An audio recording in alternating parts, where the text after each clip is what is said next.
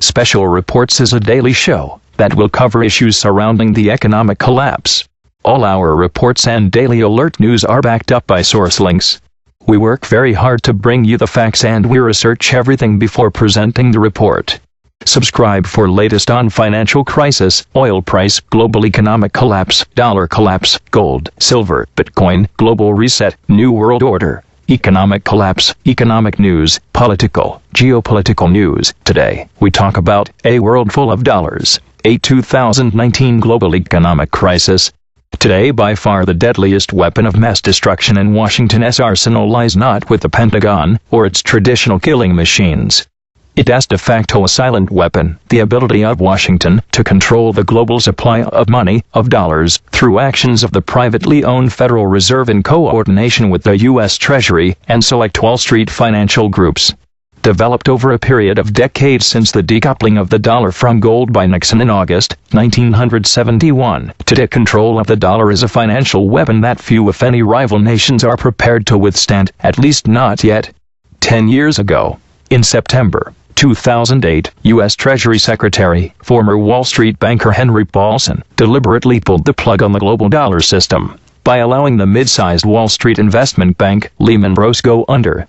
At that point, with aid of the infinite money-creating resources of the Fed known as quantitative easing, the half-dozen top banks of Wall Street, including Paulson's own Goldman Sachs, were rescued from a debacle their exotic securitized finance created. The Fed also acted to give unprecedented hundreds of billions of U.S. dollar credit lines to EU central banks, to avert a dollar shortage that would clearly have brought the entire global financial architecture crashing down. At the time, 6 Eurozone banks had dollar liabilities in excess of 100% of their country GDP. A world full of dollars. Since that time a decade ago, the supply of cheap dollars to the global financial system has risen to unprecedented levels. The Institute for International Finance in Washington estimates the debt of households, governments, corporations, and the financial sector in the 30 largest emerging markets rose to 211% of gross domestic product at the start of this year. It was 143% at the end of 2008. Further data from the Washington IIF indicate the scale of a debt trap that is only in early stages of detonating across the less advanced economies from Latin America to Turkey to Asia.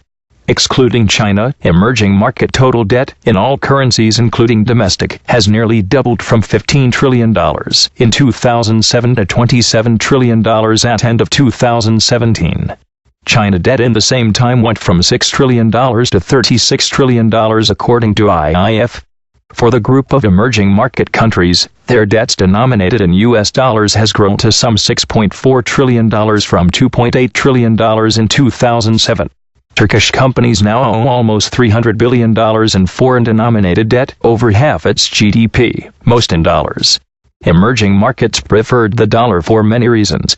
As long as those emerging economies were growing, earning export dollars at a rising rate, the debt was manageable. Now all that is beginning to change. The agent of that change is the world's most political central bank, the U.S. Federal Reserve, whose new chairman, Jerome Powell, is a former partner of the spooky Carlyle Group. Arguing that the domestic U.S. economy is strong enough that they can return U.S. dollar interest rates to normal, the Fed has begun a titanic shift in dollar liquidity to the world economy. Powell and the Fed know very well what they are doing. They are ratcheting up the dollar screws to precipitate a major new economic crisis across the emerging world, most especially from key Eurasian economies such as Iran, Turkey, Russia, and China. Despite all efforts of Russia, China, Iran, and other countries to shift away from U.S. dollar dependence for international trade and finance, the dollar remains still unchallenged as world central bank reserve currency, some 63% of all BIS central bank reserves. Moreover, almost 88% of daily foreign currency trades are in U.S. dollars. Most all oil trade, gold, and commodity trades are denominated in dollars. Since the Greek crisis in 2011, the euro has not been a serious rival for reserve currency hegemony.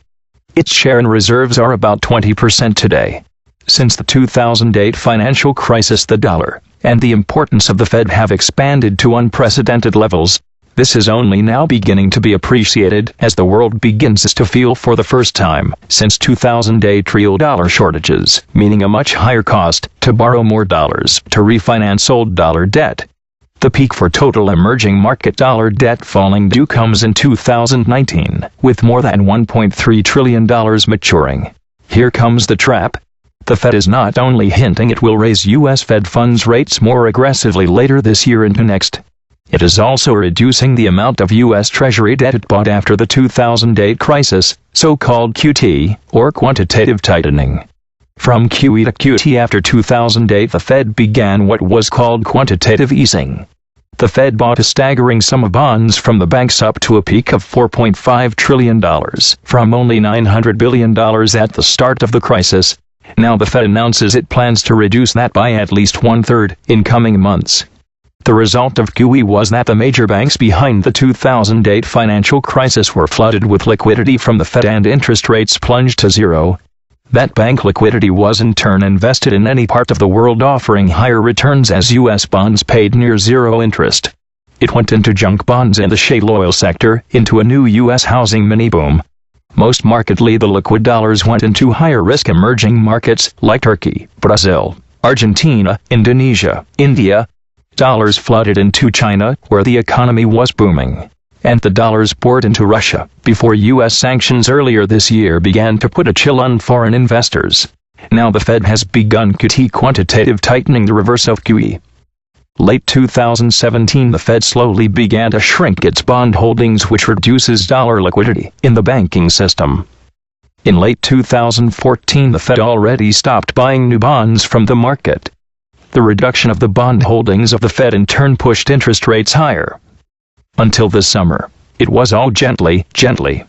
Then the U.S. president launched a global targeted trade war offensive, creating huge uncertainty in China, Latin America, Turkey, and beyond, and new economic sanctions on Russia and Iran. Today the Fed is allowing $40 billion of its treasury and corporate bonds mature without replacing them, rising to $50 billion monthly later this year. That takes those dollars out of the banking system.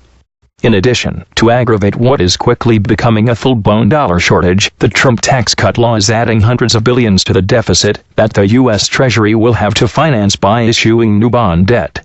As the supply of U.S. Treasury debt rises, the Treasury will be forced to pay higher interest to sell those bonds.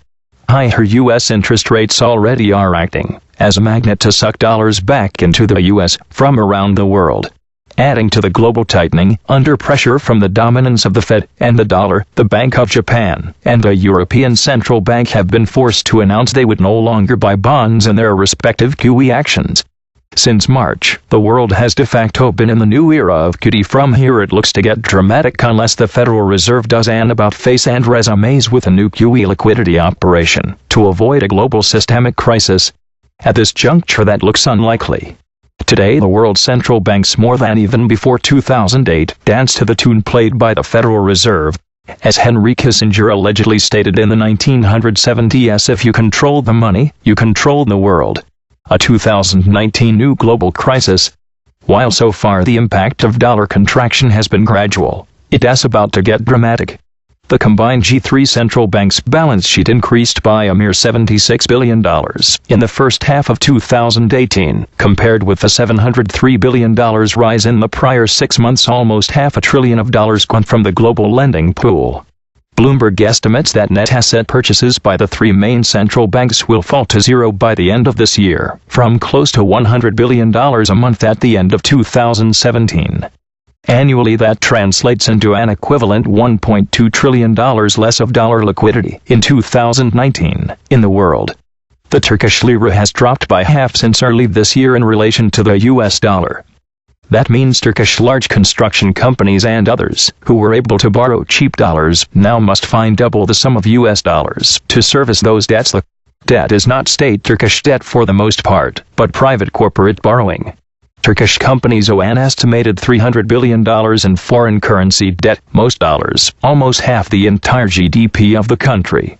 That dollar liquidity has kept the Turkish economy growing since the 2008 U.S. financial crisis. Not only the Turkish economy, Asian countries from Pakistan to South Korea, minus China, have borrowed an estimated $2.1 trillion. As long as the dollar depreciated against those currencies, and the Fed kept interest rates low, as from 2008-2015, there was little problem. Now that's all changing, and dramatically so. The dollar is rising strongly against all other currencies, 7% this year. Combined with this, Washington is deliberately initiating trade wars, political provocations, unilateral breaking of the Iran Treaty, new sanctions on Russia, Iran, North Korea, Venezuela, and unprecedented provocations against China. Trump's trade wars, ironically, have led to a flight to safety out of emerging countries like Turkey or China to the U.S. markets, most notably the stock market. The Fed is weaponizing the U.S. dollar, and the preconditions are in many ways similar to that during the 1997 Asia crisis.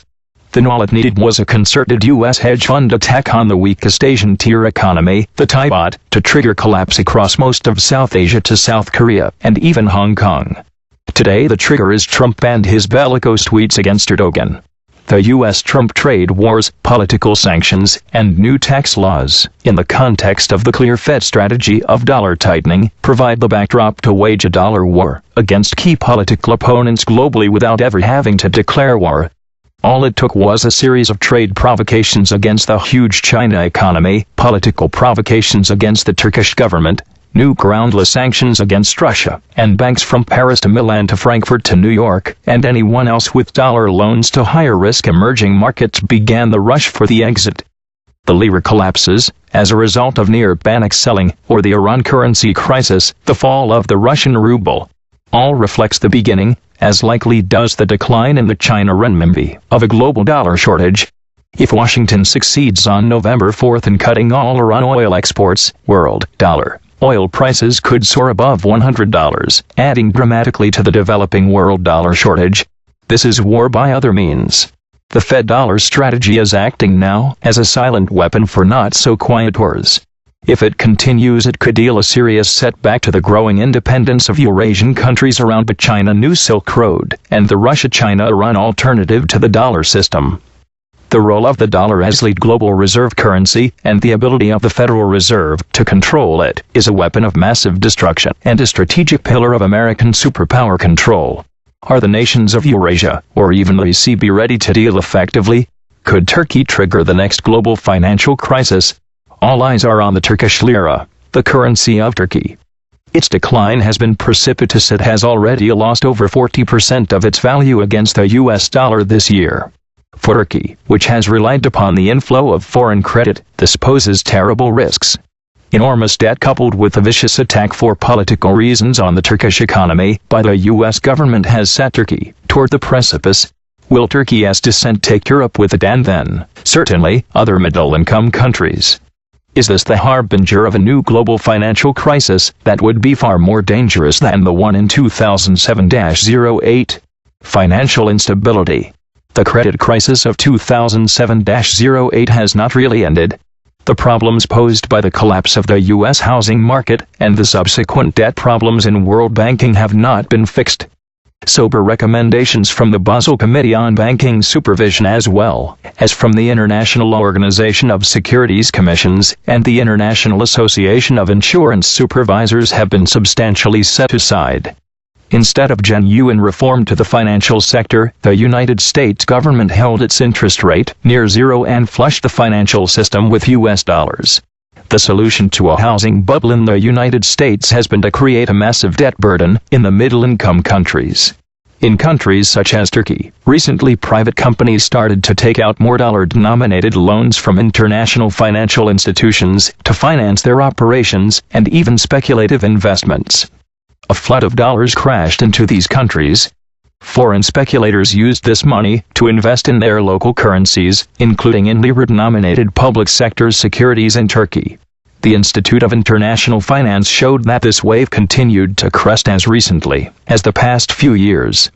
At the end of 2011, the 30 largest emerging markets were indebted to the tune of 163% of their gross domestic product. In the first quarter of this year, the percentage increased to 211% of GDP, an increase of $40 trillion in debt of these countries. The exit from the 2007-08 financial crisis was by debt-financed economic growth, with a massive balloon of various kinds of debt inflated over the past decade. Total global debt is estimated to be $247 trillion. It is a figure that should give us pause. Much of this debt, furthermore, went to finance the expansion of the financial sector rather than develop the productive and socially beneficial sectors. It is a model of economic growth that demands more debt to finance itself. There are few other avenues for this unsustainable model. The trigger that might explode this bubble fully comes in the months ahead as countries such as Argentina, Brazil, South Africa, and Turkey will confront the acceleration of their $1 trillion of dollar-denominated debt. Will they be able to replace these existing loans with fresh loans? Who will be in line to lend money to countries that seem to be at the end of their rope? Turkey's flu.